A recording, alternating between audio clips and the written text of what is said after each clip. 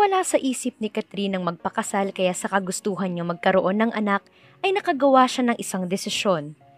Kinuntsaba ng dalaga ang kaibigan na may-ari ng klinik, dahilan para magbuntis siya at ipanganak ang naging bunga noon. 5 taon na ang lumipas at lumaki ang kanyang anak na si Albert na matalino at masunurin. Even at a young age ay matanda na ito kung magsalita o makipag-usap. Wala kasi itong masyadong kaibigan at palaging siya lamang ang nakakausap nito. Sa 5 taong yon ay mag-isa niyang binuhay ang anak sa pagiging manunulat. Ngunit magugulo ang tahimik nilang buhay nang may bumisita sa kanilang naka-uniformeng pulis at hinuhuli siya nito sa salang pagnanakaw. She only wanted a child kaya't ganun na lang ang kanyang pagkugulat nang magpakilala itong ama ng kanyang anak. Wala sa plano niya ang magkaasawa lalo na ang makilala ang ama ng kanyang anak, so she made a plan kung paano takasan ang lalaking dahilan ng pagbubuntis niya. Pero paano kung gawin ni Andrew ang lahat para panagutan siya at maging totoo silang pamilya? Paano niya pakikisamahan ng binata gayong anak lang ang nais niya rito at walang pagmamahal na namamagitan sa kanila? Magandang araw, Angels! Isang serious story muli ang nais kong ibahagi sa inyo na siguradong magbibigay inspirasyon at kilig sa bawat isa. Pero bago tayo magpatuloy, kung bago ka pa lamang sa aking channel ay paki-like po ng ating video. Paklik din ang subscribe button, gayon din ang bell icon para lagi kayong updated sa mga parating ko pang uploads. Naalimpungatan si Catherine nang makita niyang umaga na. Nagunat pa siya bago buksan ang kanyang mata. Napabalik pa siya sa kama nang makita kung anong oras na. It's already 9 in the morning. Kadalasan dapat ay paalis na sila ng ganong oras o di kaya ay nakasakay na sila ng jeep papuntang eskwelahan. Albert, baby, gumising ka na. Nako, late na nagising si mama. Sabi niya sa anak na natulog sa kanyang tabi. Agad akong pumunta sa kusina para magluto ng almusal. Naglabas siya ng bacon at prinito iyon. Anak, punta ka na sa banyo at papaliguan na kita. Malilate na tayo. Sigaw niya sa anak. Naalala niya pa ang bilin rito kinagabihan na huwag magpupuyat para hindi sila mahuli sa unang pasukan nito bilang nursery. Ngunit kabaliktaran lagi ang nangyayari. In 30 minutes ready na ang kanyang anak at nakabihis na rin ito ng uniforme. Kumain ka na dyan, Albert, at maliligo lang si mama. Her son was only 5 pero matured na itong mag-isip. At kung tatanungin niyo kung nasaan ang kanyang asawa, wala. She's not married or no boyfriend either. Wala siyang balak magpakasal at magkaroon ng asawa dahil sakit lamang iyon sa ulo. Late na naman ba tayo, ma? Inosenteng tanong ng kanyang anak. Matapos niyang ipalaman ng bacon sa tinapay ay inilagay niya iyon sa lunchbox nito. Medyo... Next time, anak, babawi na lang si mama. Malakas na boses niyang sabi dahil bumalik siya sa kwarto para balikan ang kanyang pitaka at cellphone. Wala na ba nakalimutan si mama? Tanong niya sa anak dahil kilala niya ang sarili lalo na't kapag nagmamadali. She forget things easily. Susi? Tumango siya at binalikan iyong muli sa loob ng kwarto. It took her another 5 minutes dahil hinanap niya pa kung saan niya pinatong ang bagay na yun. Kundi niya pa tinignan ng pitaka ay hindi niya makikitang andoon ang susi ng bahay. Inayos niyang muli ang suot na damit. First day ng anak niya sa nursery kaya't hindi lamang siya ang excited kundi pati na rin ang kanyang anak. Nakangiting binalingan niya ito bago umalis. At exactly 10:30 ay nakarating na sila sa eskwelahan. 30 minutes late again and every first day of his son. Niyakap niya ito ng mahigpit bago pinakawalan. Tandaan mo ba lagi sinasabi ni Mama, Albert? Opo, ma. Huwag aalis hanggat wala si Mama.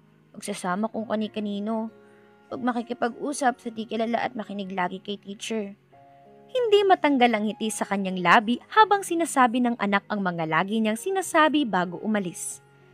Babalik si Mama mamaya, okay? Hintayin mo si Mama. Opo, ma. Kailangan ko na po umalis. Late na po ako. Mahina siyang tumawa at hinalikan nito sa pisngi. I love you, nak. He waved back at me at nagbabay rin siya sa anak bago ito tuluyang mawala sa kanyang paningin dahil pumasok na sa room nito. Napasalampak si Catherine ng upo habang hawak ang kanyang ulo.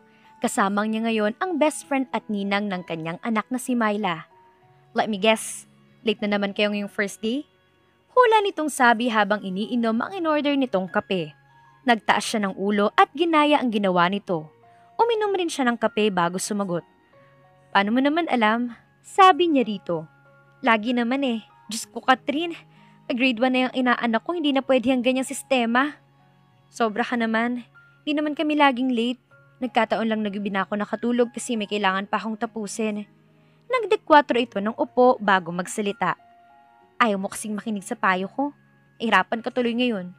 Aminado naman siyang hindi madali ang pagiging single mom pero kahit kailan, hindi siya sumuko lalo na kapag anak niya ang pinag-uusapan. At ilang beses ko ring sasabihin sa'yo na hindi nga ako mag-aasawa.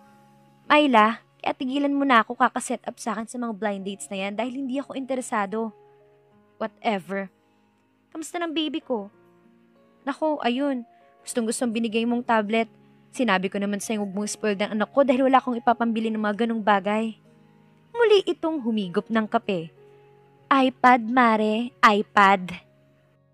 Pinakadiin nitong sabi bago magpatuloy. FYI, hindi ko ina-spoil ang gwapong inaanak ko, okay? It's a reward of a proud ninang. Ganun na rin yun. Dito niya kasi unang sinabi na na-advance ng 1 taon ng anak at nursery agad ito ngayong pasukan dahil matalino talaga ang anak niya. Kaya kakain tayo sa labas mamaya. Sagot ko na. And seriously, Catherine, humanap ka na ng ibang trabaho. Lumalaki ng anak mo. Sapat pa naman ang kinikita niya sa pagiging manunulat dahil 2 lang sila ng anak niya. Halos doon lang napupunta ang sweldo niya. Pinabudget niya pa iyon para sa iba't ibang gastusin sa bahay. Mas okay na to kesa wala akong mapakain sa anak ko. Nagsisisi ka na ba? Napatingin siya rito. Ano ba namang tanong yan, Myla? Albert is the best thing that ever happened to me. At alam mo yun. That's great to hear. So later, dinner time, you'll go straight to this restaurant. My friend Joseph is waiting for you there. Ano? Myla naman. Alam mo may gagawin pa ako mamaya. Wala akong panahon makipagkwentuhan sa kaibigan mo. Thank you na lang. Myla is her college friend. Hindi tulad niya pinanganak itong mayaman kaya't kung anumang hindi niya mabigay sa anak ay minsan ito ang nagbibigay. Sinasabihan naman niyang tigilan na iyong gawin tulad ng pagbibigay rito ng mga material na bagay dahil baka masanay. But his son isn't like that at all. Kahit kailan ay hindi ito humingi ng luho sa kanya. Gusto man niya pero hindi niya magawa. Masakit sa kanyang hindi mabigay ang mga gusto nito pero nagtatyaga siya. Paminsan-minsan ay lumalabas silang dalawa kapag nakakaluwag-luwag siya sa mga gastusin. Huwag ka namang KJ, Catherine. It's about time. Aba, ayokong lumaking walang amang inaanak ko. Albert deserves a complete family. Alam naman niya iyon. Her son deserves everything in this world. Bakit? Andito naman ako. Ikaw, si Sandro. We are enough of a complete family for Albert. Myla, sobra-sobra pa nga. Inilapag nito ang hawak na tasa sa lamesa dahil ubos na iyon. Alam mong iba pa rin kapag may tumatayong tatay siyang nakikita. Iba pa rin kapag may father figure na nag-guide sa kanya. Hindi pa naman huli, Catherine. Bata ka pa. 25? Maganda ka. Mabait at alam kong magiging isa kang mabuting asawa kung kanino man na nakalaan sa'yo. Myla, please, ayokong magtalo tayo. Pero matagal na akong nakapagdesisyon. Sa ngayon, kontento muna ako kay Sandro sa father figure na sinasabi mo. Hindi pa rin ako susuko.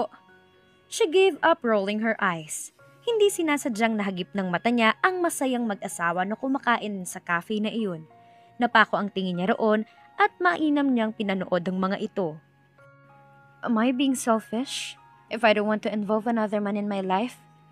Is it for the best or sarili ko lang talaga iniisip ko? If he really loves you then, he will accept Albert as a part of you. Give yourself another chance, Catherine. Huwag kang mag-alala, hindi lahat ng lalaki katulad ng manloloko mong ex. Napaayos siya ng upo dahil doon. At bakit naman napasok sa usapan yon? 4 na taon na, Myla. Matagal na akong nakamove on, okay? Ngumisi ito sa kanya bago magsalita. Inaman pala eh. Kaya pupunta ka mamaya sa sasabihin kong restaurant. Don't worry, he's a nice guy, Catherine. May stable na trabaho at malinis na background. Napataas ang kanyang kilay sa sinabi nito. Malinis na background? Yup. Siyempre, pipili na lang tayo, edi yung matino na, diba? Hindi yung kung sino-sino lang na nakikilala mo sa tabi-tabi. Walang bisyo, walang record sa presinto, at walang asawa. Pag-iisipan ko muna pwede at mangako kang titigil ka na once na makipagkita man ako doon. She raised her hand to me as a promise. Napabugan na lamang siya sa hangin at muling binalikan ng tingin ang masayang pamilya di kalayuan sa kanila. Mukhang kailangan niyang baguhin ang kanyang plano dahil dito. Sana nga lang ay hindi niya pagsisihan na sinunod niya ang payo nito.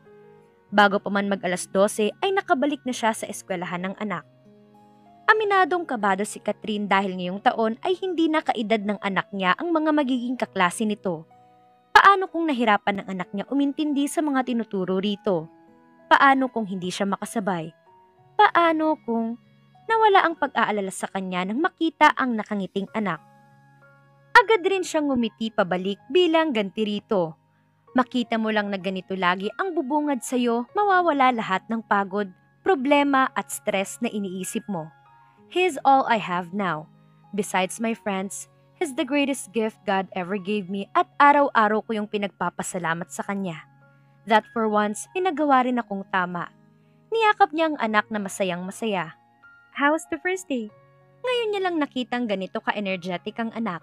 Sanay na siyang masayahin ito pero iba ngayon. Parang doble iyon. Sobrang saya, Ma. My classmates, my teachers, lahat. And I have this new friend. Katabi ko lang siya. Her name's Bea. Bea? A girl? Opo, Ma. Natian ko siya ng bacon sandwich na niluto mo. She liked it. Talaga? Lumuhod siya sa harap nito para magpantay ang kanilang laki. Then I'm going to make double sandwich tomorrow para hindi na kayo maghahati sa isa. Natatawa siya dahil nagtatatalon ito sa saya dahil doon. Muli niyang hinawakan ng kamay ang anak bago umuwi. It's just 1 15-minute ride. Hindi naman ganong malayo ang eskwelahan ng kanyang anak. Buti na lang kundi mas lalo pa silang late kung nagkataon. Naglalakad na sila pa uwi nang muli siyang magsalita. Hindi mo ba ikikwento paano mo nakilala si Bea? Tumingala ito sa kanya. Nakita kong nahirapan siya sa pinagagawa ni teacher sa amin kaya tinuruan ko siya. Teacher gave me 2-star dahil dun. She chuckled. Talagang mahahawa ka sa kasiyahan ng kanyang anak. Her stress reliever. Nawala ang ngiti ni Catherine sa kanyang labi nang mapansin ang lalaking nagmamasid sa labas ng kanyang bahay. Humigpit ang hawak niya sa braso ng kanyang anak. Ano pong kailangan nila? Napalingon ito sa kanya dahil nagsalita siya para makuha ang atensyon nito. He's wearing blue suit that match his crystal clear eyes. May itsura ito pero wala siyang tiwala dahil wala pa siyang nakikitang ganon ng muka na nakatira sa lugar na yun. I'm looking for Miss Catherine Velasco. Dito ba siya nakatira? Nandito ba siya? Ganyan pa kasi ako dito pero walang sumasagot. Kilala mo ba siya? Sunod-sunod nitong tanong sa kanya. Agad kong pinesto ang aking anak sa aking likuran dahil mainam niya itong tinitigan bago ibinalik ang tingin sa akin. Bakit? Anong kailangan niyo sa kanya? Sabi niya ulit. Sinisiguro niyang nakaayos ang bag ng anak sa kanyang balikat kung sakaling kailangan nilang tumakbo paalis sa lalaking ito. Wait, don't tell me. Myla, sinasabi ko talaga sa iyo. Batay na rin sa itsura ng lalaki ay ganon na ganon ang mga sinaset up sa kanya ng kaibigan kaya't agad rin siyang nakakahinga ng maluwag. Pinapunta ka ni Myla, no? Sinasabi ko na nga ba? Dapat talaga hindi ako nakikinig sa kaibigan kong yun eh. Myla? Tanong nito na animo walang ideya kung sino ang kanyang sinasabi. Nako, wag ka nang magmaang-maangan. Ganyan lahat ang sinasabi ng mga pinapapunta niya rito. Gasgas na yan. Natatawa pa niyang sabi rito bago kunin ang susi sa bulsa para buksan ang pinto. Maaaring maaga ito pinapunta ni Myla para hindi na siya makatanggi pa pero mabuti na rin yon para maaga niyang makuusap ito tungkol sa kanilang paglabas. Nakapagdesisyon na talaga siya noon pa man na hindi na niya kailangan ng ibang lalaki sa buhay niya kundi ang anak niya lang. Albert, magpalit ka na sa kwarto, okay? May kakausapin lang si Mama. Tumango ito at sinunod ang sinabi niya. Nilingon niya ang lalaki na nakatayo lamang sa kanyang pintuan. Pasok ka. Gusto rin kitang makausap.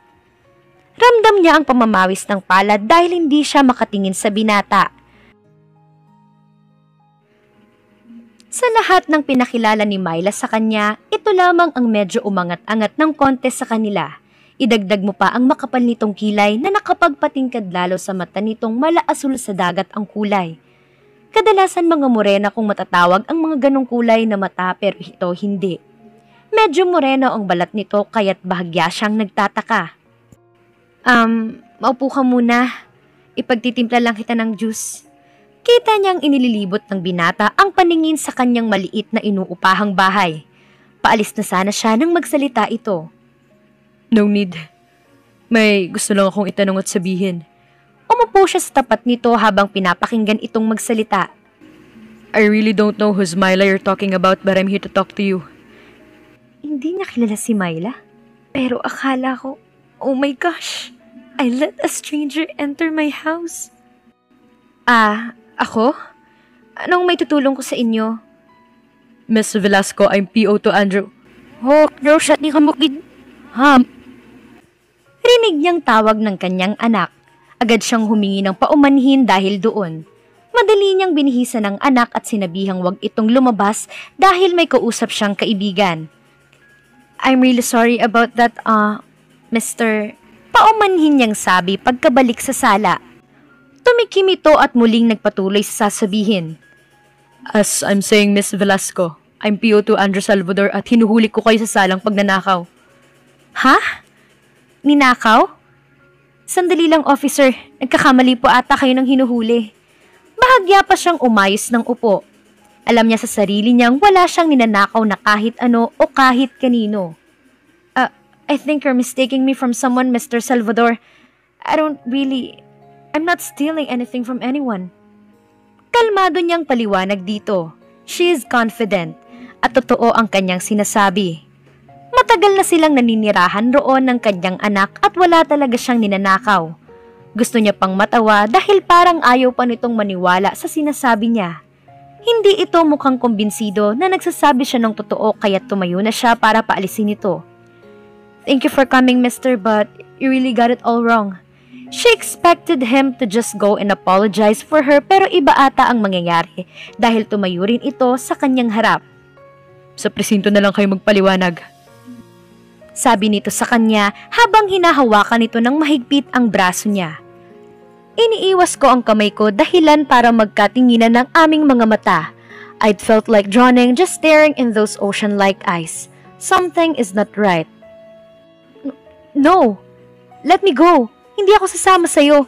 I'm not leaving my child alone. Sinabi ko na sa'yo wala akong ninakaw na kahit ano.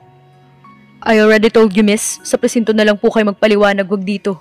Kung gusto niyo agad na matapos to, sumama na lang kayo. This is not right. Pumikit siya at pinilit na inisip kung ano ang ninakaw niya. What exactly did he steal? From whom? Hindi niya talaga lubos maisip kung ano ang ninakaw niya. Sa presinto na lang po kayo magpaliwanag. Muling ulit nito sa kanya. Ma? Napalingon silang dalawa sa kanyang anak na nakatayo sa labas ng pinto. Agad niyang hinila ang braso dahilan para mapabitiw ito roon. Albert, anong ginagawa mo rito? Di ba sabi ni Mama na huwag kang lalabas? Sa sobrang bilis niya magsalita, hiningal siya. Tiningnan lamang siya nito. Narinig ko kayo nagtatalo, Ma. Of course, your son won't easily get fooled by what she just told. He's too smart to know something was wrong. Just get inside, Albert, and don't come out until I told you so. Now, go! Nagmamadali itong pumasok sa kwarto at sinara iyon. Ayaw na ayaw niyang tinataasan ng boses ang anak niya pero wala siyang choice. Pinalingan niya ang lalaki sa kanyang tabi bago nagsalita. And I'm not coming with you, mister. Malakas na boses na sabi niya rito at nilagpasan ito.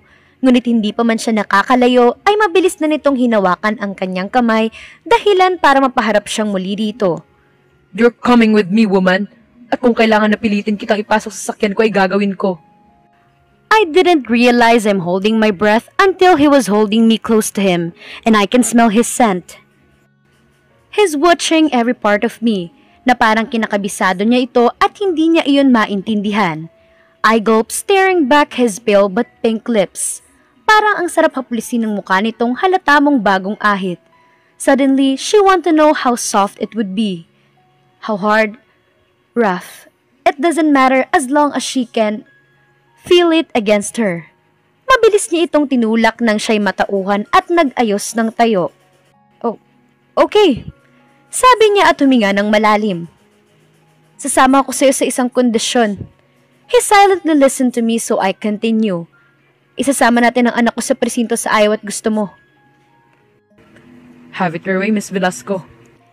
Pilit niyang pinipirmi ang sariling nakaupo sa front seat ng sasakyan nito habang ang anak ay busy na naglalaro sa tablet, na walang kaalam-alam kung saan sila pupunta ng mga oras na iyon. I talked to him already. Sinabi kong may pupuntahan kaming importante kaya't kailangan niyang magbihis ulit. Tinext na rin niya ang kaibigan kung sakaling gabihin siya at hindi na siya makapunta dahil emergency ang kanyang pupuntahan. Sumama siya para linisin ang kanyang pangalan at para patunayang nagkamali sila ng inaaresto. And the only thing I knew that I take from someone without them even knowing is those secret glance. At wala pa naman akong nababalita ang nakulong ng dahil lamang doon. Nagsisimula na siyang mainip dahil almost 30 minutes na itong nagdadrive at wala pa rin sila sa presinto. She was starting to panic. Kahit na pinakita pa nito ang lisensya sa kanya ay hindi pa rin siya kumbinsido. She even threatened him to call the police if he did anything bad pero tinawanan lamang siya ng lalaking ito at sinabing pulis na nga siya at bakit tatawag pa siya ng pulis. How did my son's first date turn out in this? She sighed before looking at him and talked. Saan mo ba kami dadalhin? Kanina ka pa nag-drive. Sabi mo sa presinto. Gano'n ba kalayang presintong yun at para hindi mo mahanap? He looks at me and stopped the car. We're already here, Miss Velasco. Oh, thank God. Naputo lang kanyang dapat na sasabihin pagkalabas niya ng kotse. Dahil imbis na presinto ang makita niya, isang magarang bahay ang bumungad sa kanya. Hindi niya alam na umikot ang lalaki para pagbuksan ng pinto ang anak niya at binuhat nito iyon at ibinaba. I hold my son's hand tight. Asan tayo? Saan mo kami dinala ng anak ko? Akala ko ba sa presinto tayo pupunta? We are, after we talk. Now, let's get inside. Pinaglaloloko mo ba ako? Anong get inside sinasabi mo? Hindi kami sasama ng anak ko dyan sa loob. Hinarap siya nito. Bahagyang dumilim ang kaninang asul nitong mata at tiningnan siya. Just do what I told you kung ayaw mong mawala sa iyong anak mo. Para siyang binuhusan ng malamig na tubig. He threatened me with my son not even knowing. Kinabahan siya sa mga pwede nitong gawin at balak nitong gawin. Now that they've entered inside, bahagya siyang nakahinga ng maluwag. It's just a normal house. A big and grand normal house. Halatang galing ito sa marangyang pamilya, batay na rin sa mga halatang mamahaling figurin na nakakalat sa iba't ibang sulok ng bahay nito. Habang papasok sila, binabati sila ng mga katulong nito roon. Masyadong malaki ang bahay na yon para manirahan ng isang tao. Maganda roon at wala kang masasabi mula labas hanggang loob.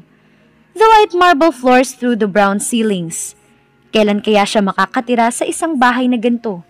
Ang sarap sigurong maging mayaman. Walang hirap, walang problema. Napahinto ito at ganun rin siya. Kung wala lamang ang mga katulong nitong naglilinis doon, ay baka hanggang ngayon ay hindi pa rin siya panatag. Tumiretso sila sa maaaring dining area dahil kita niya ang mahabang mesang pang-anim o higit pang tao. Nakahanda na sa lamesa ang mga pagkain at uupo na lang sila. Sit and join me, Catherine. Sabi nito na parang inuutusan lang siyang kumuha ng tubig. Pareho kami ng anak ko ang nakatayo di kalayuan sa kanyang pwesto. He's inviting me to eat with him. Nahihibang na ba siya?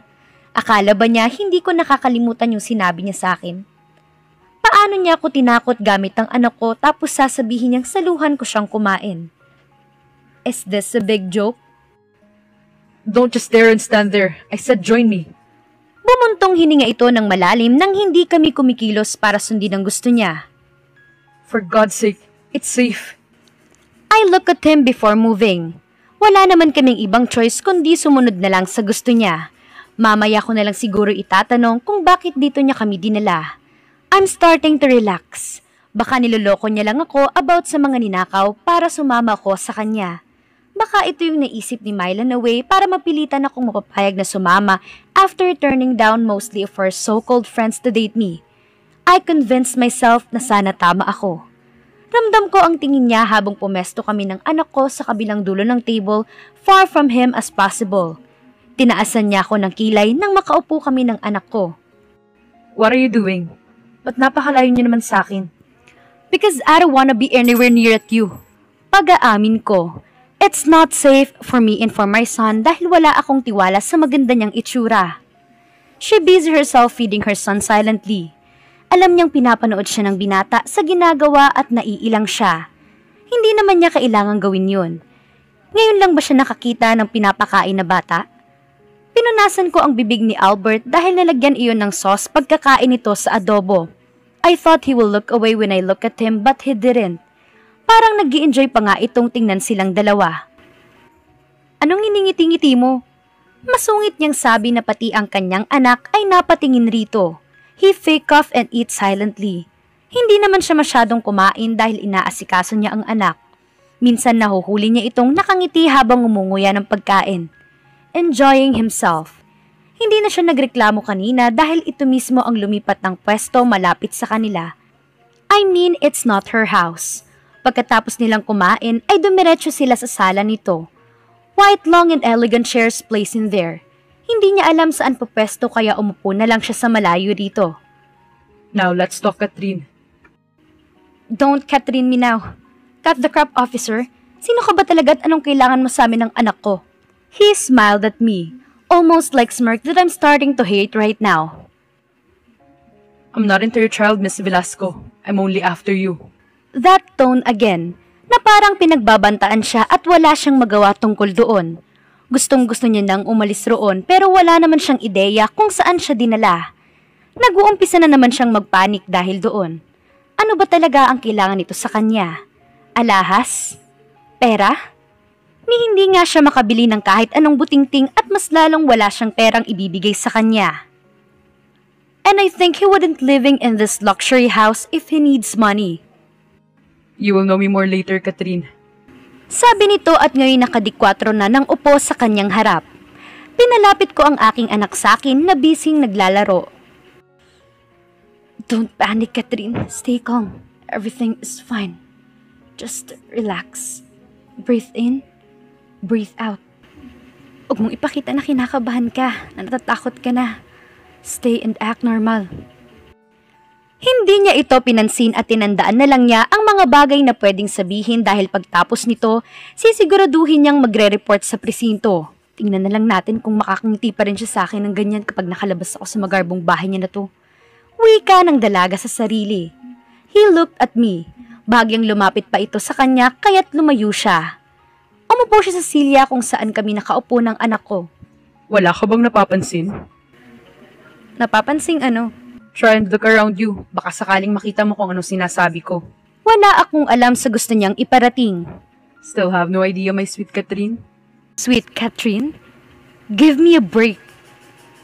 Hindi na ubra sa akin mga ganyang endearment. Naiinis niyang hinarap ito. Pinagtitripan mo ba ako? Ano bang gusto mong sabihin at ba't di mo na lang ako? I trailed off when he left my son and placed him in his lap. Hinawakan nito ang ulo niya at hinaplos iyon habang nakangiti ito. No way. Lalo siyang hindi nakapagsalita nung tumingin ito parehas sa kanya. She can't help but to gasp and shock. He can't be. This can't be real. They were similar from his back brownish hair, from his pale pink lips. My son has strange but beautiful blue-brown mixed eyes. He got it from us. Agad kong kinuha ang anak ko sa binata at niyakap iyon. Don't cry, Catherine. Don't cry. Not now. Wika niya sa sarili. Please, don't tell. Don't say anything. Why not? Ayaw mo bang malaman niyang totoo? I was scared. Hindi siya makahinga ng maayos dahil sa mga tingin nito. Makikipag-usap ako sa iyo pero hindi kasama ang anak ko. Alam kong hindi siya magdadalawang isip na sabihin sa bata ang totoo at natatakot ako sa magiging reaksyon ni Albert. He's too young to deal with this, and absolutely this isn't the right time for him to know the truth. Please, sabi ko habang hindi ko mapigilan ang mapaluha. Lumapit siya sa akin at pinunasan iyon gamit ang palad niya. He didn't say anything than calling 4 of his mates to entertain my son while we talked in his study room. alone. Pinauna niya ako roon habang hinihintay siya. Hindi niya mapigilan ang kamay ko nang manginig sa takot. Will he take my son? Ano ang gagawin niya at anong kailangan niya? Makukulong ba ako? But I didn't take that from him. Tumaan ako sa legal na proseso, alam ko kahit na makakalimutin ako. I snap my head when the door opens. Agad lumapit sa akin ang lalaki at hinawakan ang nanginginig kong kamay. My gosh, Catherine. You're shaking. Kukunin mo bang anak ko sa akin? Tiningnan niya ako nang nakakunot ng noo. Is that what you think? Iyon ba iniisip mong gagawin ko? No, Catherine. I'm not taking your son away. Halatang hindi ka nakikinig. Sinabi ko na sa'yo kanina. I'm not here from anyone but you. Ano ba talagang kailangan mo sa akin? Sandaling iniwan siya nitong nakatayo roon nang masiguro nitong okay na siya at sumandal ito sa lamesa, di kalayuan sa kanya. He's asking me a deal. Papayag raw tong sustentuhan silang mag-ina kung papayag lamang siya sa gusto nito. Pero bago pa man ito iyon matuloy ay nagsalita na siya. I don't need your money o kahit na anong galing sa'yo. Kinaya kong buhayin mag-isang anak ko ng 5 taon. Salamat na lang. Well then, that makes easier for me. He sat up and walked towards me. Hindi naman mabigat ang hihingin kong kapalit, Catherine. Sabi nito habang tumigil sa kanyang harapan at maigi siyang pinagmasdan. Ibinaba nito ang muka sa kanya at hinawakan nito ang kanyang pisngi. Gusto ko magpanggap kang asawa ko at sumama kang umaten sa kasal ng ex-girlfriend ko. Seryoso na wika ni Andrew na ikinatigil ng dalaga. Kanina nanunuyo ang lalamunan niya dahil sa takot, ngayon naman dahil sa sobrang lapit nito sa kanya.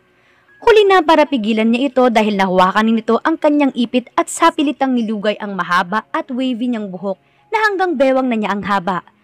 He stared at me with those blue eyes. Laging nakapusod ang buhok niya dahil ayaw niyang may nakakakita sa kanya kapag nakalugay iyon. I looked away. Hindi niya kayang salubungin ang mga mata nitong hindi maalis sa kanya ang tingin. Lumapit itong bahagya sa kanya at ramdam niyang hinawi nito ang buhok sa kanyang balikat. Hinawakan nito ang kanyang buhok at inamoy iyon. His eyes closed. Pinawi niya rito ang buhok at muling pinulot ang ipit. Muli niyang binalik sa dati ang kanyang tali at humarap dito. Paano kung ayoko? Then I'll do something to make you say yes. Gulong-gulo ang isipan ko ng sandaling iyon. How on earth did he know my name? At sino ba talaga tong lalaking to? Stalker? Admirer? Pero hindi eh. Hindi magkakagustong mga itsurang ganito sa mga simpleng tulad ko. Alam na alam ko mga tipo ng mga ganitong mayayamat na may itsurang gaya ng isang to. They're more sophisticated and beautiful woman. Kaya bakit ako? Wika ni Catherine sa sarili. Ako? Aaten kasama sa kasal ng ex mo? Bakit ako? Ang dami-daming mas maganda dyan na mas babagay sa'yo. Wika niya rito. You won't understand. It's just for a day. And we're done. Kung sabihin nito iyon, akala mo napakadali lang para sa kanya. Sa bagay, mayaman sila. Hindi nila naiisip na baka may gagawin ka sa araw na yon kasi sila wala. Maghanap ka na lang ng iba dyan, Officer Salvador. Marami pang mas maganda at mas makakasabay sa'yo kesa sa akin. Can't you understand it, Catherine? I want you to attend with me in that wedding as my wife. Like we actually have this happy family with our son, but not. So there's no time to find that someone. Gusto niya magpanggap kaming mag-asawa? Sa harap ng ex niya? Sa kasal mismo ng ex niya? No way. Ayoko. Uuwi na kami ng anak ko. Sabi ni Catherine at sabay na tinulikuran ito. Palabas na siya ng silid nang hatakin nito ang kanyang braso pabalik at malakas na sinara ang pinto. Sinandal siya ni Andrew sa pader. Hindi ka aalis. Wala nga alis sa bahay na to hanggat hindi ka nakakapagdesisyong sumama sa akin. His furious eyes bore at me. Nangihina ang tuhod niyang iniwan siya nito doon. Bakit kailangan siya pang isama niya? Sa lahat ng aspeto, ang pagpapanggap ang pinakamahina siya. She is not good at faking something. Lalo na ang umarte at parang totoo ang isang bagay kahit hindi naman. Madali lang naman pinagagawa niya, Catherine, kaya pumayag ka na. Magpapanggap lang naman kayo. Aarte ka lang. Isang araw lang man titiisin mo at matatapos na yun agad. mahirap sa side niya. Saying yes to him this means letting him close with them. He's my donor, the biological father of Albert, the real reason why he's here with me. Would I let that happen? Hahayaan ko ba mapalapit siya sa buhay namin? Mukhang hindi naman siya interesado sa aming dalawa eh. Gait ng isip niya. Right, maaari. Dahil ibang kinalakihan niyang mundo. At hindi nga naman siya tsatsaga sa katulad kong may anak na. Pero, kaya nga ako nag-aalala kasi anak niya rin si Albert. Oh gosh, ano bang gagawin ko? Hindi sila pinayagang umuwi ni Andrew. It's already 5 and she's starting to panic. Di kami pwedeng magstay ng anak ko dito. We're not even close for me to stay here. Eh, hibang na talaga siya. Gaano ba kahalaga yung kasal na yun para sa kanya at kailangang isama niya pa ako? Is he trying to make the bride jealous? Bakit ko ba pinoproblema to? Ang dapat na iniisip ko ngayon yung mga bayarin ko. Hindi to. Ma, hindi pa ba tayo uuwi? Tanong sa kanya ng anak. Uuwi rin tayo nak maya-maya. Anto ka na ba? Pwede ka matulog muna. Higisingin na lang ni mama pag uwi na tayo. Hindi aalis si mama, baby. Nasa spare room sila ngayon kasama ang anak niya. Halos may 4 na kwarto roon. Gusto man niya magtanong bakit ang daming kwarto kahit mag-isa lamang itong naninirahan doon, mas pinili na lamang niyang wag magtanong. Mahina niyang sinara ang pinto bago lumabas sa silid na iyon. Siniguro muna niyang mahimbing na ang tulog ng anak bago niya ito iniwan. Napasandal siya sa pintuan at napapikit. Napabuga siya malalim na buntong hininga habang iniisip kung paano muling haharapin ang kanyang donor. Haven't decided yet?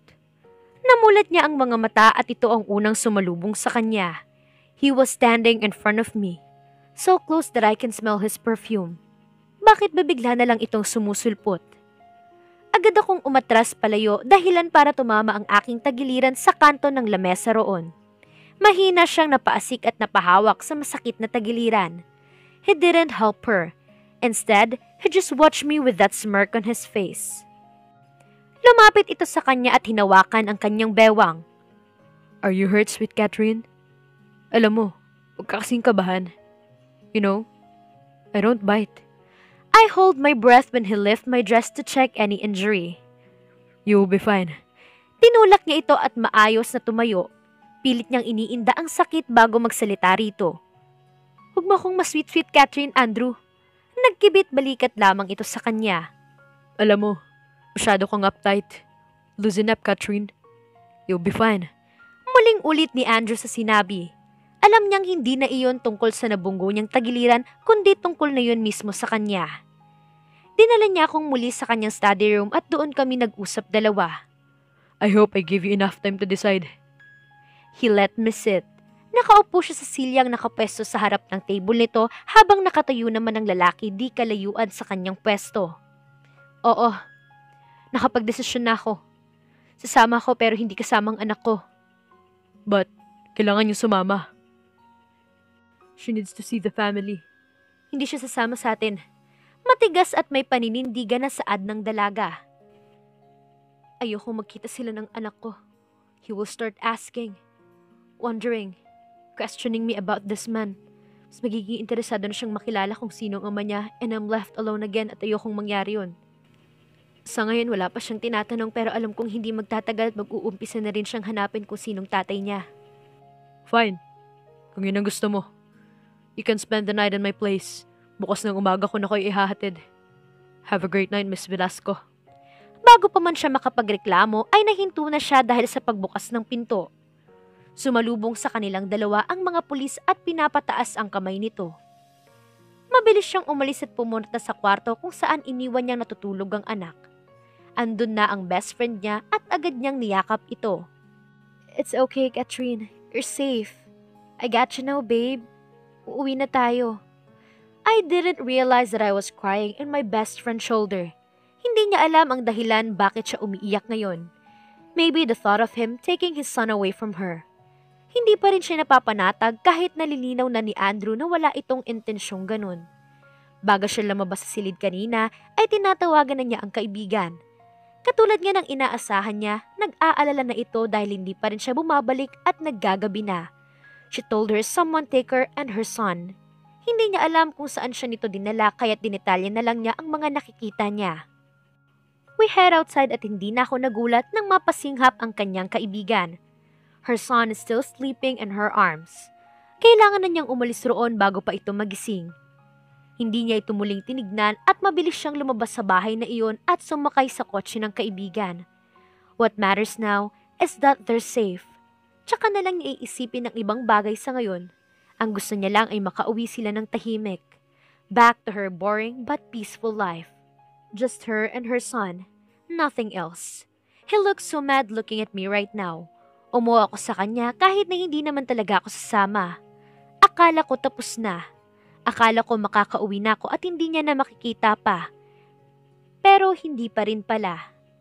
Tumiretso sila sa presinto rin mismo para mapag-usapan ang nangyari.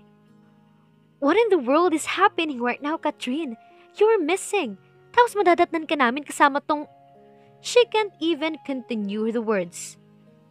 Hindi ko ngayon agad napansin tapos itong best friend ko, alam niya agad sa isang tingin lang. Explain please. There's too much to tell that I don't know where should I start. Pwede ba sa bahay na lang? I can't even relax here. It's creeping me out. Di mo ba nakikita? Sabi ko sa aking best friend. Pumuntong hininga lamang ito sa kanyang tabi. Hindi pa ba kami pwedeng umuwi? Tanong niya sa pulis na nasa kanyang harapan. I'm so sorry about that, Miss Velasco. Pero hindi pa po talaga kayo pwedeng umuwi hanggat hindi namin naririnig ang side ng isang panig. I hate my life right now. How in the world this happened? Bakit walang naniniwala sa akin? I'm telling them the freaking truth. Are they blind? Wika ko sa sarili. Maniwala kayo sa akin. I was really kidnapped by this man. He blackmailed me, purposely taking me with him. I was pointing in him as I explained to the police what had just happened lately. Sinamaan ko siya ng tingin na magsalita ito agad pagtapos ko. I think we have a misunderstanding here, sir. Nagkaroon lang kami ng konting pagtatalo. And I didn't even knew that it would turn out like this. I'm sorry for the big mess my wife caused. It happens. I can't believe this. Mas pananiniwalaan pa ng mga tong sinasabi ni Andrew. Hindi raw totoong sinabi ko na manloloko siya dahil isa siyang pulis and that made everyone believe. Bitawan mo ko. Hindi ako sasama sa'yo. Pagpupumiglas niya sa binata dahil basta na lamang siya nitong kinaladkad palabas. You have no choice, okay? Your friend already left, so I have to take you home.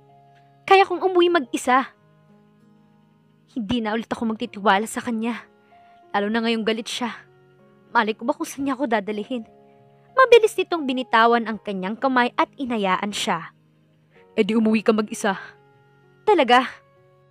Mabilis ko siyang tinalikuran at naglakad papuntang kalsada. I was waiting for a taxi when someone lifted me up and placed me in a broad shoulders.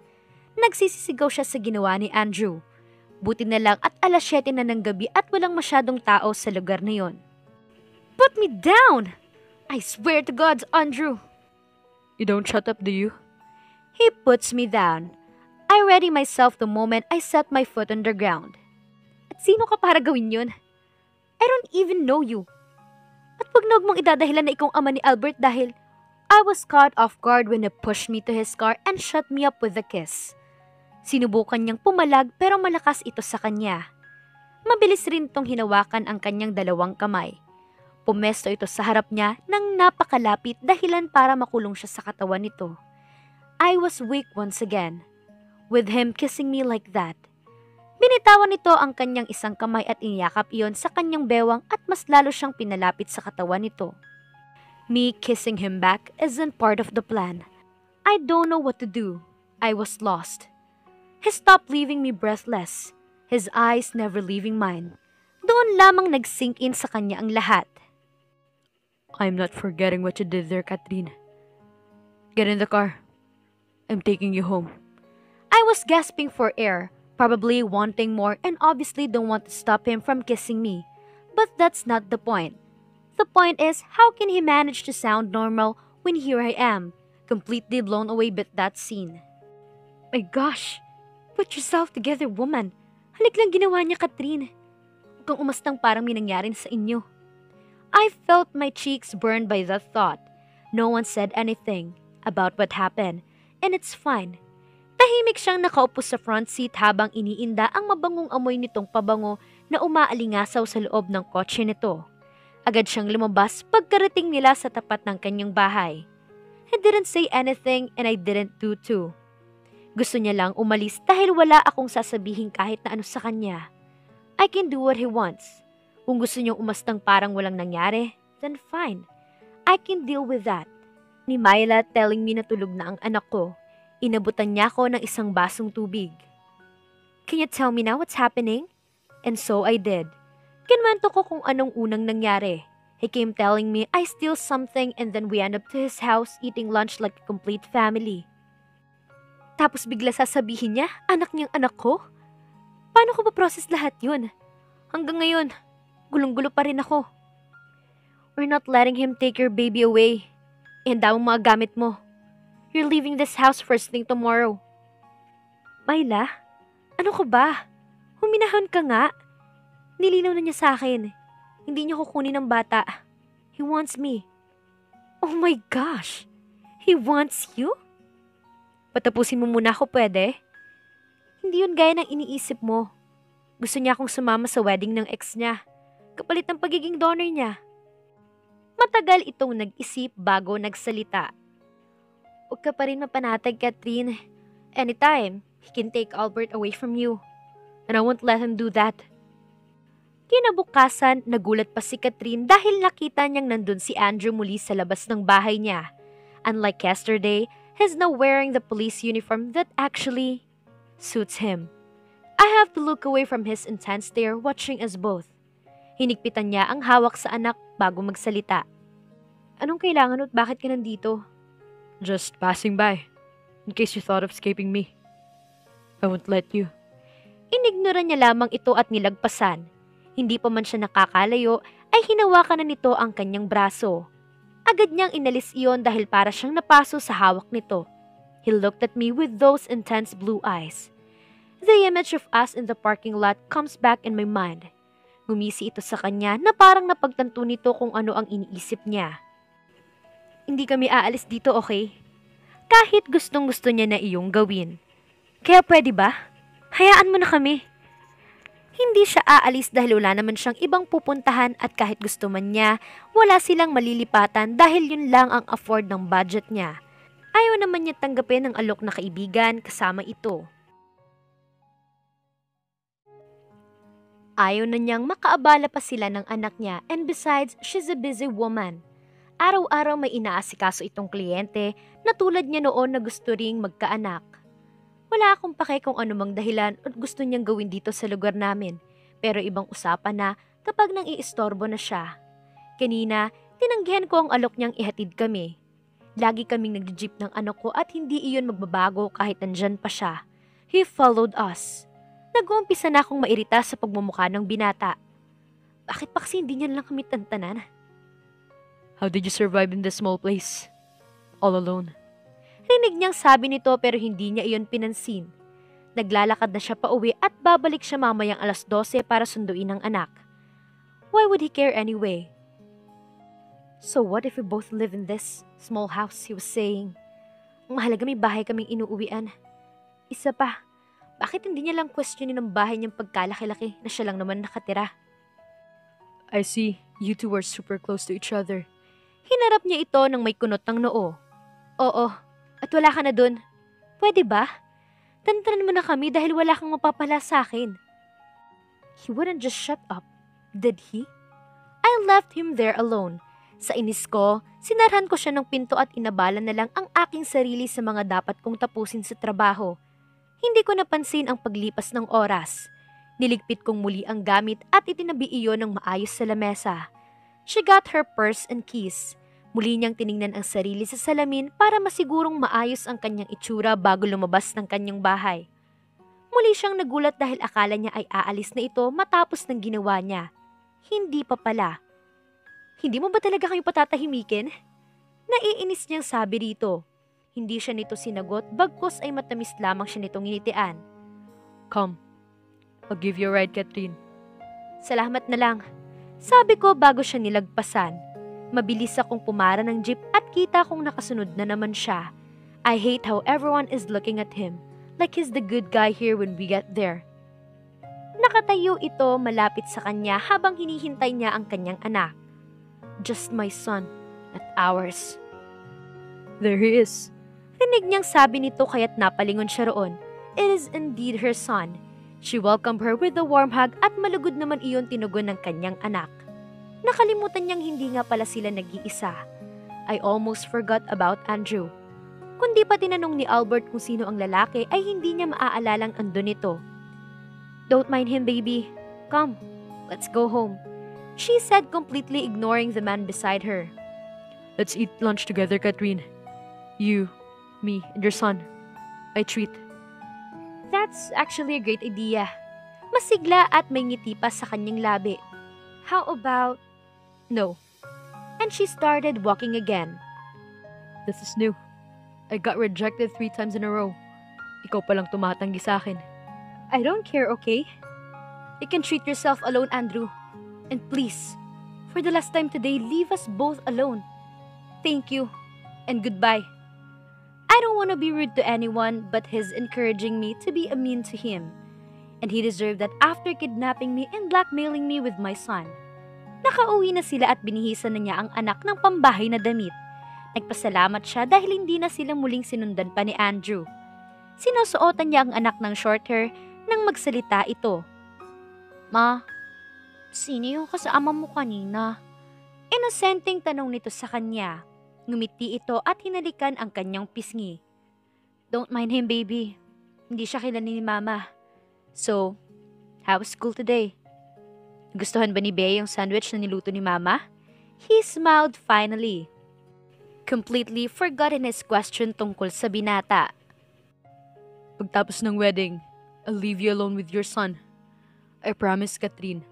Napatingin siya kay Andrew dahil parang hindi ito ang Officer Salvador na kilala niya. Nakipagkita ito ngayon sa isang coffee shop. Paano niya ako napapayag? Simple lang. Dahil may importante raw itong sasabihin kaya pumayag ako. And I wasn't here because I want to see him or his beautiful blue eyes. I mean, clearly, I was here to clarify that he won't take my son away. He came to my house. Pinagtitinginan kami ng mga tao sa labas dahil sa kanya. Nagmamakaawa siya sa labas ng bahay ko. I have no choice but to say yes. And now, I'm regretting it already. Bakit kailangan mo pang magmakaawa sa akin na sumama ko sa'yo? May choice ka naman kung tutuusin. If you don't want to go, then don't. Hindi mo naman kailangan pilitin ang sarili mong pumunta kung ayaw mo. You won't understand, okay? I am inviting you because I want to go. Tell me why, and I'll think about it. He looked at me with those sad eyes. I can see the pain behind his blue eyes and it makes me wonder many things about his past. Pasaway ka pala eh. Wala siyang pake sa mga matang nakatingin sa kanya ng mga oras na yon. Hindi niya mapigilan ang bugso ng galit ng kanyang nararamdaman nang malaman ang nakaraan nito. Pinagpalit mo sa trabaho? Ay malamang iiwan ka nun. Anong tingin mo sa amin, waiting shed? Nahihintayin ka hanggang sa bumalik? Inis na saad ni Catherine. I came back after my mission, okay? And that day, I found out that her and my best friend. The last words are almost whisper, na parang ayaw niyang ipaalam iyon sa akin. I was speechless. I wasn't expecting that coming. Iniisip ko, more of third party. I don't mean to judge his cover. So, sinasabi mo ang inagaw ng best friend mo ang girlfriend mo? Something like that. He is defending them that I don't understand. Hindi ko pa rin magets kung bakit gusto mong pumunta sa wedding. Because, Catherine, I want them to see that I was happy as them, that I wasn't lonely as they think when I lost both of them. I tried to convince myself that no matter what he told me, I will always and will always stick to no as an answer. Pero bakit? Bakit ngayon parang gusto ko nang umuo ulit? Halata namang mahal niya yung babae. Di ko naman kinukumpara sarili ko sa storya nila. Mine was a little different from him.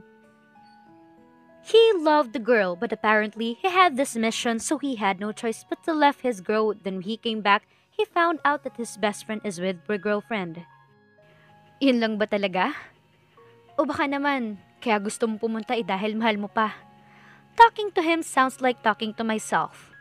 We still love them behind everything. I guess that's real love. I was a little surprised. Don't get me wrong. He was gorgeous. I mean, look at him. Iisipin mong babaero siya sa mga mata pa lang, pero hindi. Sa pagkwento niya pa lang, alam kong minahal niya talaga yung babae. It's just a right love in a wrong time, just like ours. It doesn't matter now. So, are you coming with me or not? Sabi ni Andrew na nagpabalik sa kanya sa realidad. Kailan ba yun? Kita niya ang pagguhit ng ngiti sa mga labi ng binata. Next week. Parang nabingi ang tenga niya sa mga sinabi nito. Next week na? Yes. That's why I need you to say yes already. I promise. Wala kang gagastusin basta umuo ka lang.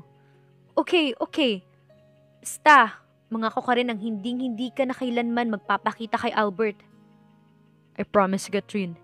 Hindi na siya nakapalag nang hawakan nito ang kanyang kamay at halikan iyon. Thank you so much, babe. You don't know how much this means to me. He's not hypnotizing me but I can't take my eyes away from him. I slowly let my breath go after he kissed it. He just smiled at me. Sandaling nagpaalam itong aalis para umorder ng kanilang makakain. Hindi ako sanay sa mga ganito sa akin, okay? Hindi ko siya gusto. Pero sa mga ginagawa niya, napapabilis yung tibok ng puso ko. When he came back, he ordered me orange juice and a mango graham cake. I was almost finished when I noticed him watching me. Agad na kumunot ang noo ko dahil hindi ako sanay nang pinanonood akong kumain. What? Hindi siya nito pinansin at nag-astang parang wala itong narinig. Nag-iwas lamang siya ng tingin nang mag-umpisa nitong kainin ng isang chocolate cupcake. Nothing. Napansin ko lang na hindi ka masyadong kumakain until now. He was stating the facts. Hindi ko alam na masyado niya akong pinagmamasdan. I'm glad you finished the thing. Last time you were with me, you didn't almost eat. He continues. Ano namang paki niya kung nakakakain ako ng marami o hindi? I'm with my child and he's my priority. I should really tell him to mind his own business. I think too much as we both walk to the parking lot. Walang nagsasalita sa amin hanggang sa makasakay kaming dalawa sa kotse niya. First thing I should do now that I agree on coming with him in that wedding is to relax myself while he's around me. He tends to have this weird effect on me when he's close and I have to control that. Ang nagsisilbi lamang ingay sa kanila ay ang radyo nitong tumutugtog ng mga oras na yon. I watch the passing lights as I listen to Stay by Rihanna. I close my eyes as I inhale deeply. His Lacoste perfume calmed me. Hindi ko alam na hinahanap-hanap ko ang amoy na yun until now that I smell it again. Namulat ang kanyang mata nang maramdaman ang palad ni Andrew sa kanyang binti. He apologized quickly before she can say a word. Hindi ko sinabing parang milyong-milyong voltahe ang kumuryente sa akin ng dahil lamang doon. Are you okay? You look tense. I did? I mean, no. Of course not. He playfully grins and looked at me.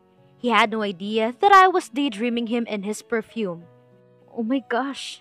Ano bang nangyayari sa akin? I'm good. I cleared my throat. Umayos ako nung upo at diniretso ang tingin sa kalsada.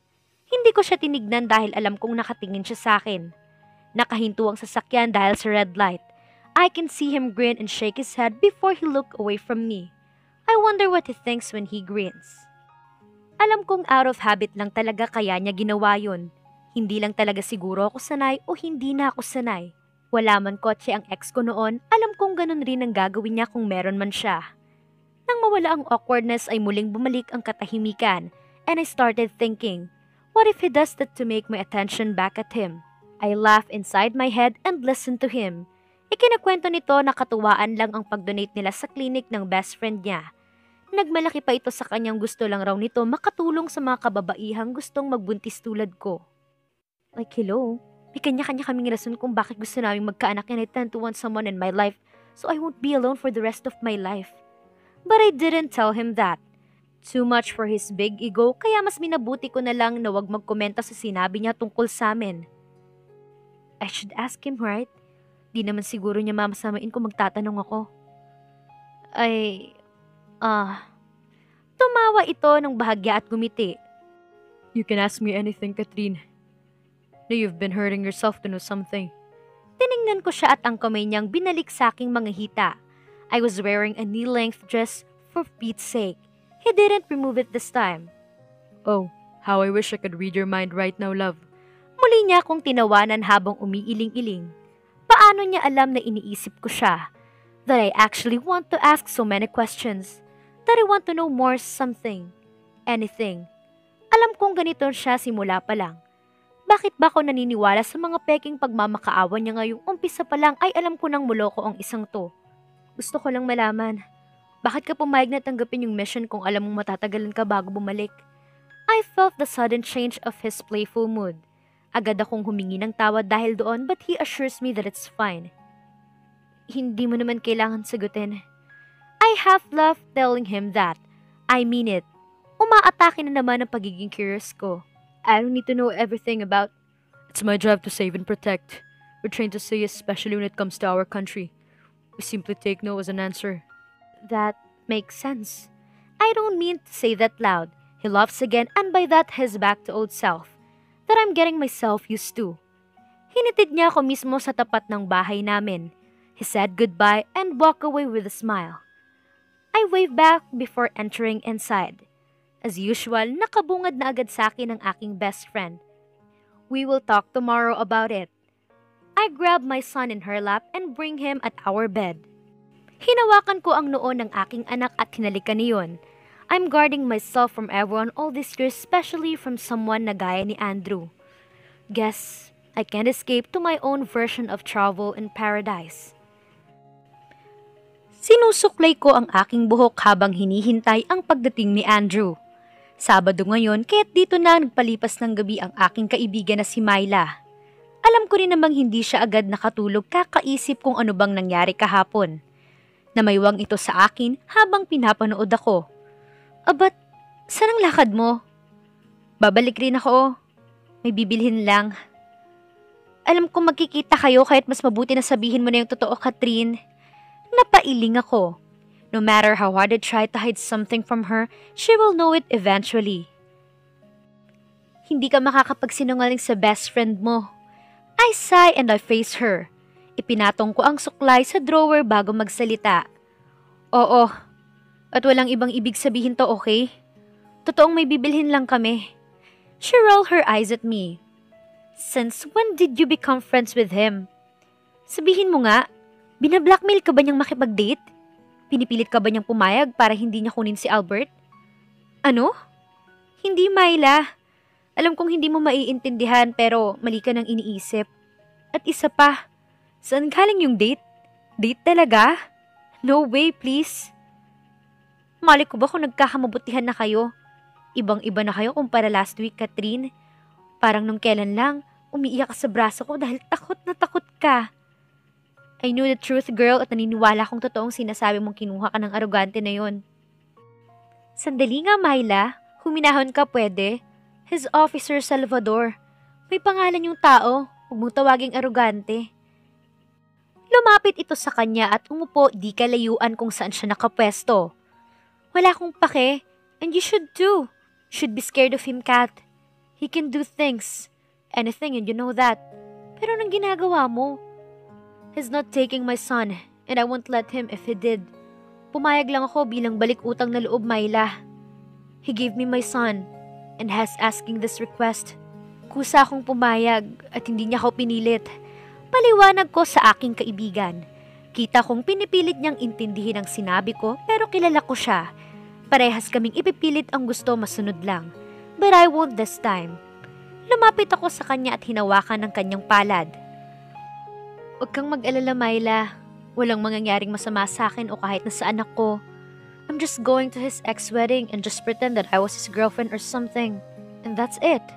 Pero nanlaki ang mga mata nito sa aking sinabi. What? You're going with him? Bakit? Teka, tama ba ako nang narinig? His ex-wedding? Nahibang ka na ba, Catherine? Para akong mahihilo sa dami ng tanong ni Myla sa akin. Alam kong parang mabilis lahat ng pangyayari pero mas mabuti na iyon. The faster we go, the faster this madness will end. We still have 5. No, 4 days before the wedding and it come closer and closer as the days passed. I don't have much time to explain it to my own best friend. Kung di pa ito nagpalipas ng gabi roon ay baka hindi pa rin niya ito masabi ang tungkol sa bagay na yun. Oo, ex niya at isa pa hindi to date, okay? Simpleng mamimili lang talaga kami ng mga kailangan kong suotin next week. Next week? Agad-agad? Pambihira ka naman, Catherine. Ikaw na mismo naglagay sa ikagugulo ng buhay ninyong mag-ina. Hindi ako agad nakasagot sa mga sinabi ng kaibigan ko. May part sa akin na alam kong may punto siya pero nakapagdesisyon na ako. At pinangahawakan ko ang pinangako ni Andrew na lalayuan niya kami ng anak ko once na matapos to. Hindi ko na lamang pinansin ang mapait niyang ekspresyon ng magpaalam ako. Her and my other friend, Dominic, always visits my child every weekend. Siguro gusto rin nilang malibang si Albert and I am thankful for that. Nag-e-effort silang pasahin ang anak ko kahit na simpleng pagbisita nila. Alam kasi nilang dalawa lang kami ng anak ko lagi ang magkasama. They care for him just as much as I cared for my son. They are the ones who witnessed my rough life and they still here with me until now. Nothing changed and we're still the same. Catherine. Hey. Love? Rinig niyang sabi ni Andrew sa kanyang tabi. I turned my head and looked at him. You're pacing out again. May problema ba? Inikot ko ang aking paningin. Hindi ko na malayang nakarating na kami sa mall. Masyado ata akong nag-overthink sa mga bagay-bagay kaya hindi ko napansing nandito na pala kami. Imbis na sagutin ang tanong niya pero ngumiti na lamang ako bilang sagot. We enter inside at dumiretso agad kami sa isang sikat na fashion boutique. Binati kami ng isang babae at pinadiretso sa isang stall na may mga nakahilerang iba't ibang style pero iisang kulay na damit. Saglit kong nakalimutan ang pagtatalo namin ni Myla nang inabala ko ang aking sarili sa pagpili. Kailangan ba talaga puti? Yun bang theme? I have no idea, but he told me to pick the dress I want and he will decide if he'll buy it or not. He's so bossy telling me that annoys me. Wala siyang masyadong binanggit tungkol sa kasal. Maybe I should ask him for some few details para kahit papano may alam ako. Nakapili ako ng halos 4 na iba't ibang klasing damit. Sinamahan ako kanina ng babae na bumati sa amin. She leads the way in the fitting room as I follow her. I examine the room when I get there. Iniwan niya akong mag-isa para makapagbihis. There's this big mirror in front of me that will let me fully see the dress. Fitting room pa lang halatang mamahalin na. The dress are neatly hangs in front of me. Masinuna kong subukan ang una kong napili. I inhale, examining myself in front of this huge mirror. She intimidates me. Can't almost recognize my own self. The Catherine I know will never wear something expensive like this. But for the wedding, maybe she will. Hindi ko na muling matandaan kung kailan ko binili ang sarili ko ng mga ganitong bagay o inuna ang aking sarili bagong aking anak. Albert is my first priority on all things when he came into my life. Simula noon, sinabi ko na sa aking sarili di bali nang wala ako basta meron ng anak ko. Sinilip ko si Andrew sa maliit na uwang na nakasarang kurtina ng fitting room. Prenting nakaupo ito sa silya at nakatapat mismo kung nasaan siya naroon. It's obviously placed there so your special someone can see the dress on you. But in our case, he's not my special someone. Kita kong parang naiinip na ito sa paghihintay. I hold my heart and calm myself. What are you doing keeping me waiting so long right here? Agad akong napaatras sa malakas na boses ng binata. He came inside the fitting room without a warning. Agad akong nagpanik para palabasin siya. Anong? Get out, Andrew! Sino may sabing pwede ka nalang basta pumasok o sumilip dito? Masama ang mga tingin nito sa akin habang sinusuri ang aking suot. I don't like when someone is keeping me waiting, Catherine. I rolled my eyes at him. Bakit ba napaka-bossy ng taong ito kahit kailan? I don't like that. Masyado kang hindi komportable at halatang naiilang ka sa isuot yan. How did he know? Try something else, Catherine. Don't keep me waiting. He warns me. Bakit hindi ka ba makapaghintay, ha? Gustong-gusto kong iba to yung hanger sa may tabi ko kundi lang talaga ako nakapagpigil. Or I will enter here while you're still changing. Agad itong lumabas sa fitting room na may ngisi sa labi. Nakaalis na ito bago pa man niya maibato ang hanger na hawak. Ang lalaking yun. Subukan niya lang at ipapalo ko sa kanya tong hawak ko. I I actually dressed fast. Aaminin ko bahagyang natakot ako sa banta ni Andrew kahit na alam kong hindi niya iyon gagawin. But quick myself to get dressed just in case. Malay ko ba kung bigla na lang yung totohanin ng sinabi? Mas mabuti na nag-iingat, di ba?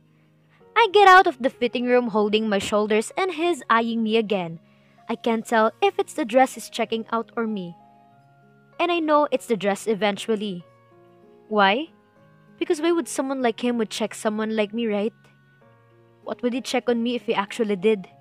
My stretch marks? I'd laugh at myself. Change the dress, Katrin. I snap out in my head when I hear him said that. Kumunot ang noo ko sa sinabi niya at ibinaba ang tingin sa aking sarili. Wala namang pangit sa suot niya ngayon kahit hindi niya napigilang magreklamo. Ano? Bakit? Maganda naman to ah. At isa pa, hindi naman ikaw yung magsusuot. Bakit pa ako makikinig sa gusto mo? Because I don't like your style when it comes to choosing a dress. I never felt so wounded with words alone. Excuse me?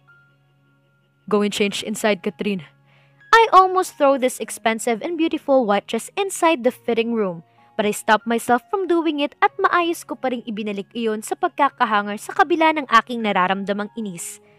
Agad kong inalis iyon at muling nagsukat ng ibang damit. I love the four of them including this one. This plain white dress has a ruffle like waves covering my chest sideways, ending in my life like a sash. It's a half-off shoulder, revealing my right shoulder bare. It wasn't revealing too, so I picked this dress. It fits me perfectly from my curvy body, from my thick legs ending just above my knee. I like the dress at hindi niya iyon maitatanggi dahil kita ko kung paano ko tignan ni Andrew sa aking suot nang muli akong lumabas. But disappointment hits me when he said that it looked like I was going on some random party. How could he just insult me like that? Paano niya nagawang sabihin na pangit ang suot ko kahit na iba nakikita ko sa mga mata niya? I can tell that he likes the dress too. I saw it. The way he roams my body up and down 2 times. It frustrates me. Inalis ko ang damit na iyon habang marahang pinupunasan ang mga luhang kumawala sa aking mga mata. I'm just overreacting things. Sure I did. Kahit na masama at wala na siya sa mood ng mga oras na iyon, ay maayos pa rin niyang ibinilik ang damit. I knew it took me minutes to come out so before I could. He enters inside. He drained my positive energy today. I was just standing there looking at myself as he slowly approached me. Hinawakan niya ang likod ko. Hindi ako nagsalita at unti-unti niyang sinara ang zipper niyon. I didn't ask for his help to do that but I let him anyway. He looked at me through the mirror as I focused my eyes on me. He placed both of his hands in my waist as he whispered how sorry he was for insulting me lately. He should be guilty for saving those harsh words in me. I do love the dress but on some reasons he had a point. My eyes went closed as I felt his lips placed at my back of my ears as he untied my hair from my tight bun. I found him still staring at me with those blue eyes when I opened my eyes. Stay and don't move. I want to admire you more, Katrin. This dress suits you very much. He told me. I don't believe him. This dress is too plain just like me. Boring and not exciting. It's just a plain white sleeve dress hanging above my knee. The design is too plain. Just a wavy style from the down part and that's it. Ito na siguro ang pinakahuling pipiliin niya sa 4 na nagustuhan niya. Ewan niya ba ba't napili iyon ng binata? Wala ka bang balak bawasan o iriban yung buhok mo? Tanong nito sa kanya habang nag-iikot sila sa mall. I shake my head at his question. Wala pa naman akong balak bawasan ang mahaba kong buhok. I'm still making it long so I can sell it. Pera pa rin kasi iyon at walang masama ron. Okay, I guess we can eat now. I'm sure you're tired. I am so beyond tired. Ngayon lang ata ako nagtagal sa mall ng 5 oras. He really did buy me everything at siya lahat ang nagbayad. Inulit ko pa sa kahera kung magkano ang damit na napili niyang susuotin ko ng 3 beses bago niya iyon mabayaran. I just can't believe that plain dress cost him 7,000. Paulit-ulit kong sinasabi sa aking sarili na hindi iyon date kundi isa lamang iyong simpleng pag-shopping para sa paparating na wedding. I heard him say table for 2 and held my hand as we enter inside. Hindi siguro nito alintana ang simple kong suot kumpara sa suot nito at sa karamihang kumakain sa restaurant na iyon. He ordered for me and I hope it's delicious as it sounds. Habang naghihintay ay nakwento nito sa kanyang may kapatid siyang babae. I said sorry when he told me that he was dead, that it was fine. Matagal na raw iyon at gusto na lamang niyang kalimutan. Hindi ko siya tinanong kahit na gusto kong malaman bakit ito nawala. The food came and it's amazing just like what it told me it would be. Sinali niya ako ng red wine at nag-toast kami. He laughed at me when I gulped it down the first time before we can even toast our glass. He poured me again and I was so embarrassed. Mabuti na lang at siya lang ang nakakita kundi mapaghahalata ang hindi ako naglalabas o ni kumakain sa mga ganitong restaurant. Now, Philip looks na never sa tiyasin na mga di na fanning or certain na sa launer siya si mamog ng isang ibig mo ng concert. Himag nakalagan nga ba nang ikapanip mo kang malag imiha. May hitwa na si Resident Salts Missy. Na siyempre ba? Ngit the breakfast roast yung syrup fanernas. Her the wipahmaya. Oo, otot nga. Wipahibot ng biyasin na madinilip mo dia. Ay nyo tera rin ikala lang nga masali amin o katilip pinipinas ni mabantiyak. Nadsnas na wina ni na ervan niya. No, yung gagano siya neta nga kutunit ni anok no dia. Derba isok ka na nga naping analong misano otot nga okibanis. No, hanap mo no ka na sapil nga pat na noot na tapangan bo ulis so kawag nga ganip maaboro na ano kanya rasani. Yawi, di udvayan. Disney your first stick, ya leaf ni rots na or they gis mes nap sa wilol sud na. Nervo, did the ransid, that they remember for him came as an all like it's me soup. Have you ever thought of marrying someone? I almost laughed at his serious question. I have, but my plans change obviously. Now, I just want to be happy. Kontento na ako sa kung anong meron ako ngayon. My son is my happiness now, and I don't need anything or anyone anymore. Siguro, nagiging totoo lang ako at praktikal. Ayoko lang siguro dumating yung araw na kasal na ako bago pa ma-realize ng taong mahal ko na hindi niya ako mahal. O ayaw na niya akong makasama habang buhay. The thought of divorce scares me inside. How can someone promise you death do us part and just leave you like that? Love is the greatest thing in the world, yet the most powerful thing too besides anything. It can heal and break someone at the same time. It can make you feel the most unimaginable, amazing things when you find the right man for you. But what if you find someone who's not the one? Your death do us part will turn into black, break you apart. It's so unfair that you can't be with someone just because they don't want you anymore. It hurts knowing you have no choice but to let them go. I mean, I don't see the point of being with someone who will just leave you soon when it's done with you. Might as well be alone with your friends or your child, right? Sometimes, you have to be around with someone who will not leave you and know that will be there for you. It's not always them only. Simple as be with someone who will build you up, not to torn you apart. Pauwi na rin kami kaya't minabuti ko na rin makiusap kay Andrew na dumaan sa Jollibee. Matagal na rin na panahon nang naibili ko ng pasalubong ang anak ko. Might as well take this chance to do that. Nandito na rin kami so why not? Jollibee takeout? Seriously? Sinamaan ko siya ng tingin. This is for my son. At kung para sa akin man to, wala ka ng pakiron. Now, tumigil ka and just drive. He shake his head and laugh at my bossy tone. Minsan hindi ko siya maintindihan. Papalit-palit ng mudang binata. What now? I'm stuck again inside his car. And gosh, he's sent again. Sabi ko bang bagay na bagay ditong suot itong simpleng maong na pantalon at plain v-neck great na t-shirt? Kahit ano naman ata bagay kay Andrew. From his black that will turn into dark copper brown hair when sunlight touches hair. From his not light skin. His thick eyebrows and long lashes. That I secretly wished it's mine. His bright but sad eyes.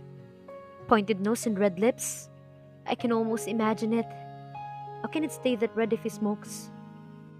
What are you thinking, sweet Catherine? Tanong sa akin ni Andrew.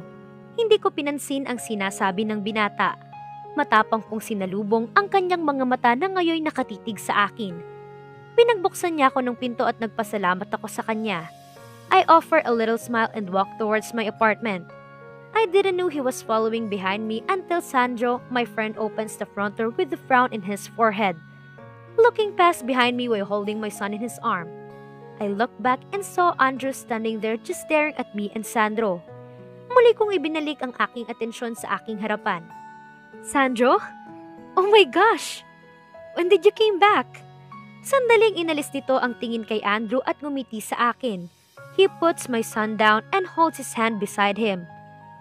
Last night, I was so tired and jet-lagged. Sorry for coming unnoticed tonight. Unnoticed? I laugh. Next time magsabi ka kung uuwi ka para masundo ka namin ni Myla. Alam mo na sa Pilipinas, traffic. You don't need to, besides I caught him off guard when I hug him. I miss you, Sandro. Welcome back. He hugged me back kissing his other arm. Walang ibang ibig sabihin sa amin ng ganung bagay dahil matagal na kaming magkaibigan. We know our limits at kahit kailan hindi ito nagbigay ng iba pang motibo sa kanya. Nagboluntaryo itong nurse para tumulong sa mga nasalanta ng bagyo sa mga malalayong probinsya sa Pilipinas. He's a nice guy. Always helping without expecting anything in return. No wonder his patients love him. Agad naman akong niyakap ng anak ko nang magbaba ako ng pwesto rito. He kissed my cheeks before I gave his Jollibee. He went inside fast after thanking me. Hindi nawala ang ngiti sa labi ng anak ko dahil doon. Someone clears the throat behind me and our eyes met again. Muntik na niyang makalimutan na andon pa pala si Andrew at si Sandro. Suddenly, I don't know how to introduce them to each other. Una kong pinakilala si Sandro kay Andrew and vice versa. This is Officer Andrew Salvador, pagpapakilala ko kay Sandro dito. What should I tell him? My friend? Are we even friends? My acquaintance. Sabay nilang sabi, kaya't nagkatinginan silang dalawa. Pinanood niya ang dalawa nang mag-shake hands ito. I should go. See you tomorrow, Catherine. Kumunot ang noo ko sa sinabi ni Andrew at basta na lamang umalis. Did you see how rude he was? Sumakit ang ulo ko sa kanya, aniya sa sarili. Pinanood namin kung paano siya umalis. Hinawakan ni Sandro ang aking balikat kaya't napalingon ako sa kanya. Pumasok na tayo sa loob. I have something for you. Tumango ako at pumasok na rin sa loob.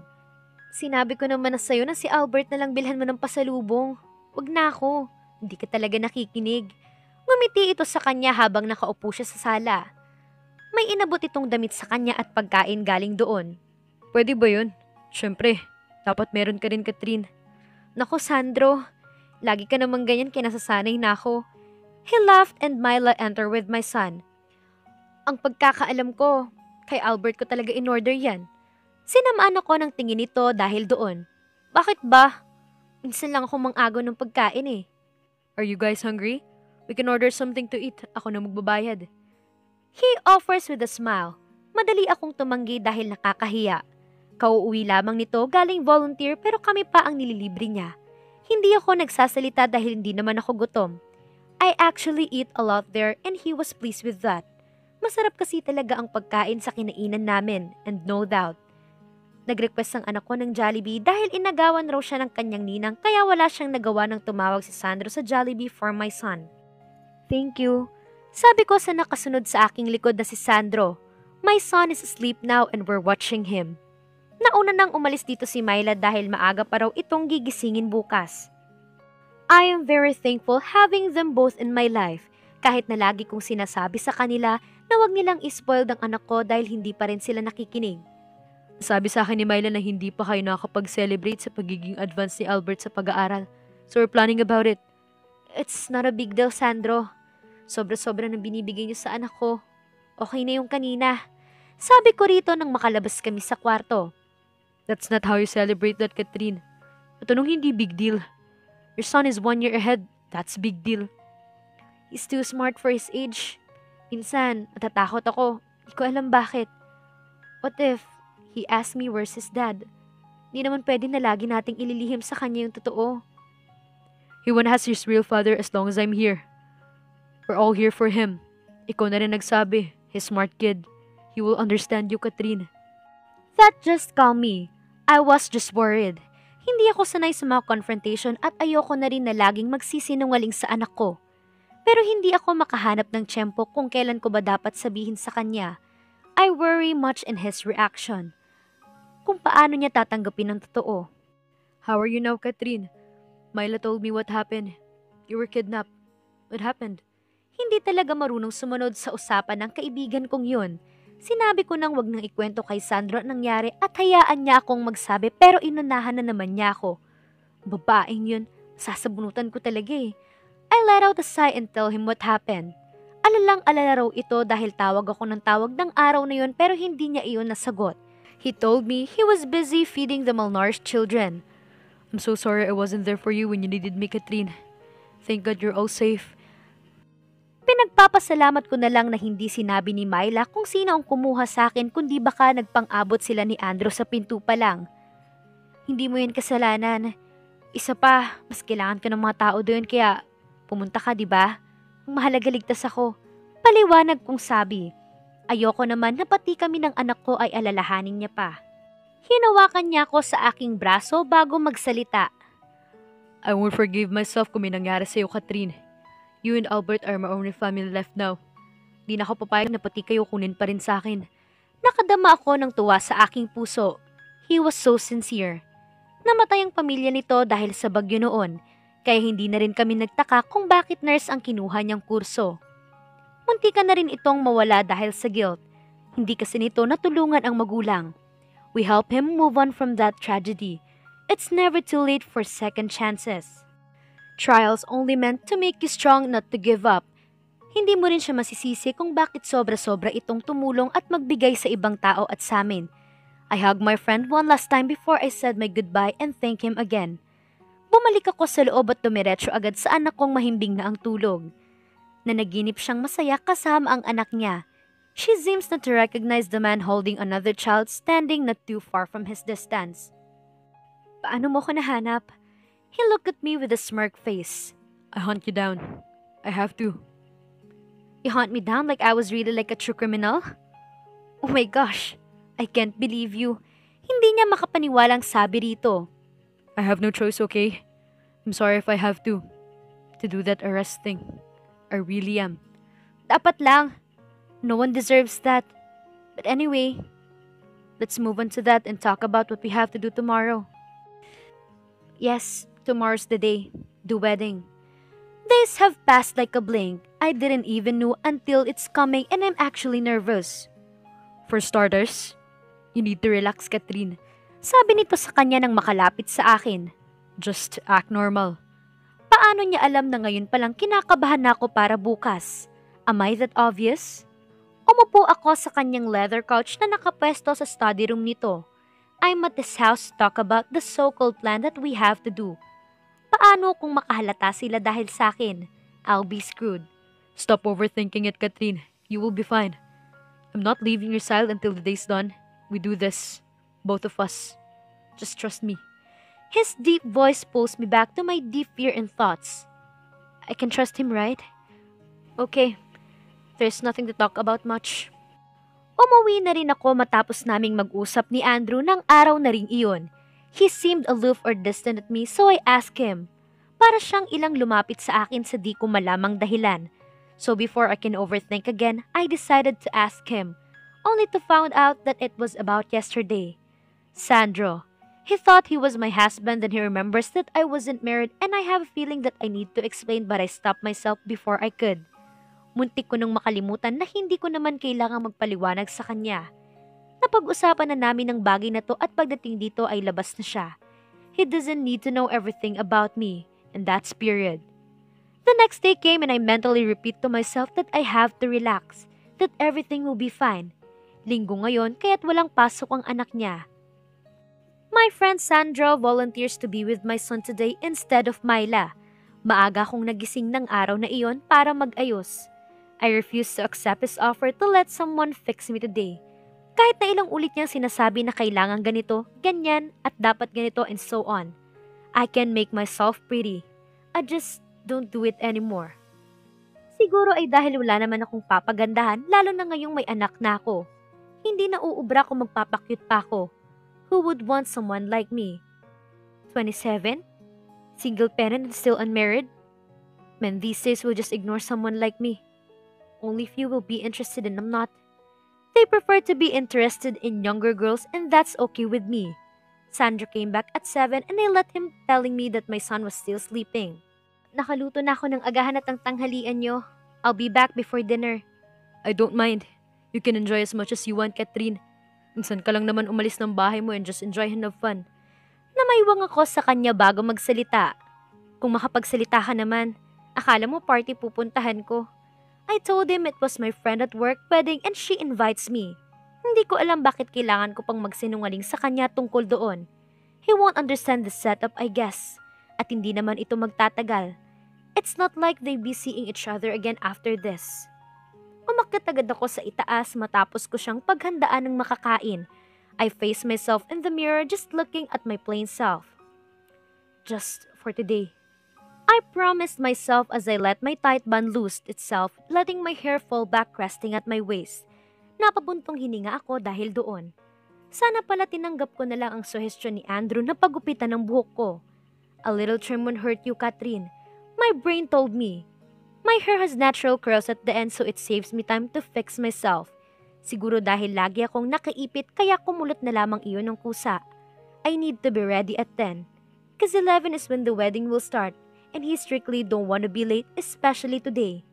I brush my hair one last time before I get the white dress that's neatly hanging back there. I let out the side before I remove my clothes and put it on. I don't despise this dress, I just don't like it. Just because it reminds me of myself but it's beautiful simple dress. Yet it's simple. I don't own much cosmetic and I smack myself for forgetting to borrow at my friend. Wala akong choice kundi mag-lipstick lamang ng oras na yon.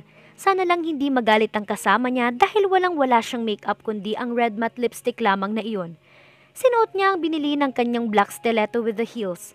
Sakto lamang ang taas noon para sa kanyang taas ngunit hindi pa rin siya sanay. Napangiti si Catherine ng bahagya dahil sa nakita. She wasn't that bad. Konting pulbot lipstick ay maayos na siyang tignan. Ano kaya ang kahihinathan ng pupuntahang kasalan ni na Catherine at Andrew? Abangan sa susunod na kabanata. Please like, share, subscribe for more updates. Maraming salamat po.